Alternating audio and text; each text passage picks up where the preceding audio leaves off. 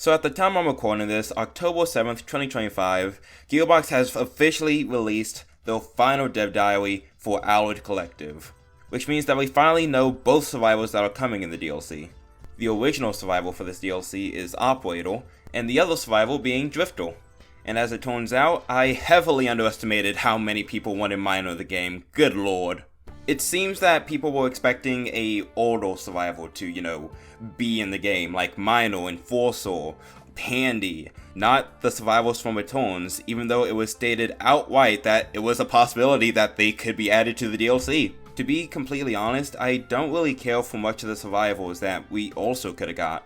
I would have been on board with Handy, but seeing as we're getting a survival that focuses on drones as their kit, as well as already having multi, it's hard to see Handy getting in. Sniper is already pretty much in the game. She made a very good transition from Risk of Rain 1 to Risk of Rain 2.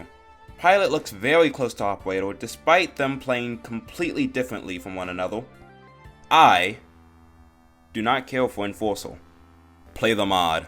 I think adapting Minor into a 3D landscape would have been pretty fun, honestly. So it is a bit of a shame that we won't see him this DLC, but who knows, maybe the next DLC will have him, and also, maybe we'll have a chance at robomando getting in there. That's my opinion on the internet, and so let's go ahead and talk about Drifter, as well as the contents in this DLC. So first things first, let's just get this out the way. Drifter is going to be a top chart survival when she gets added. I'm talking A to S tier. The fact that you can get rid of items that you don't want and turn them into essentially raw stats, it's really good to say the least. This makes every single item have a use. Another thing that I like about Drifter is Repossess, which is hands down probably one of my favorite abilities in the game. This ability could probably be the best ability in the entire game, and I'm not kidding. Being able to grab anything and throw them into the void or wherever you want just seems like a very strong ability. Now imagine if the objects you keep in your bag are able to persist between teleporters. Being able to keep a scrapper or a good printer you found on a stage between stages would undoubtedly make Drifter the best utility character in the game.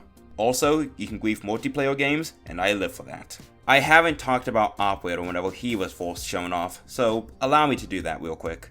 He fixes every single problem I have with Engineer by not being Engineer. Engineer sort of does nothing, meanwhile his sentries do something.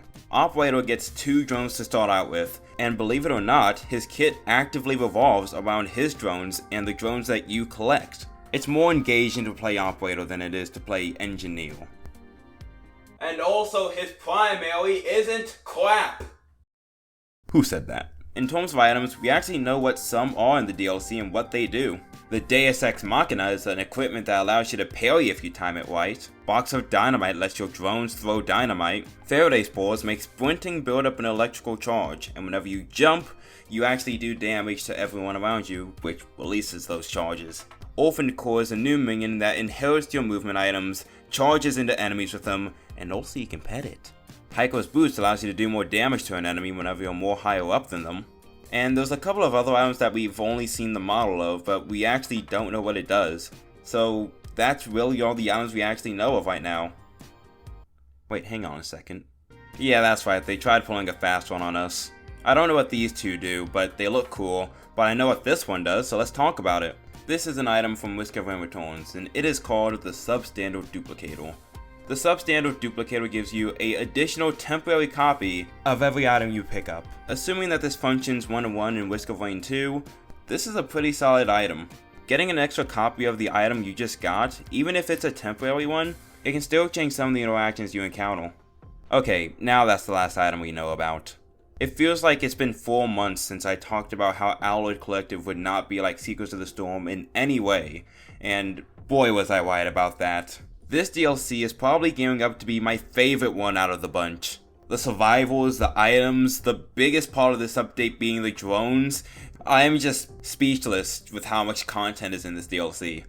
There is so much to look forward to in this DLC, and a whole bunch of stuff we still haven't seen. we've only gotten a very small glimpse of what the bosses look like, and we haven't even seen what the final boss of this DLC looks like yet. If you guys are as excited for Owlwood Collective as much as I am, like, subscribe, all that jazz. If you don't want to, that's fine. And that's pretty much it, guys. I hope you guys have a good day. I'll see you later.